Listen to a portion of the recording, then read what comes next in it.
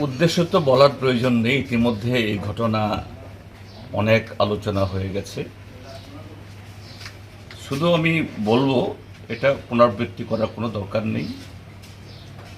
এই ঘটনা ঘটার পর এলাকার যিনি প্রতিনিধি এবং মন্ত্রীও তিনি, তার রিয়াকশন শুনেছি।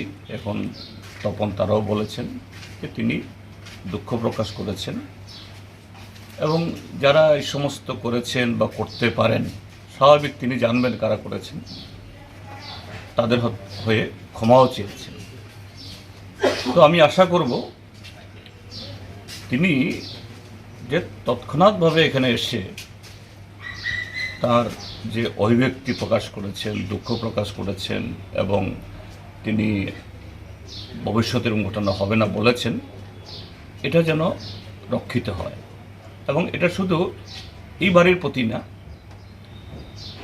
সারা ত্রিপুরা যে দায়িত্ব তিনি কতটুকু নিতে পারবেন আমি জানি না, কিন্তু জিরানিয়া মহকুমা, শুধু মজলিশপুর বিধানসভা কেন্দ্র না, মজলিশপুর বিধানসভা কেন্দ্রের মধ্যে এই জিরানিয়া মহকুমা মধ্যে যাতে এই জাতীয় ঘটনার পুনরাবৃত্তি না ঘটে। এবং আমার দৃঢ় বিশ্বাস তিনি যদি ভূমিকা নেন, তিনি যদি সত্যি যে সে ধরনের দায়িত্ব পালন করেন, সম্ভব, তার প্রতি আমার সে আস্থা আছে। আগামী দিন তিনি এই কাজে, গত 8 বছর যা হয়ে গেছে, এই 8 বছর ফিরে আনা যাবে না।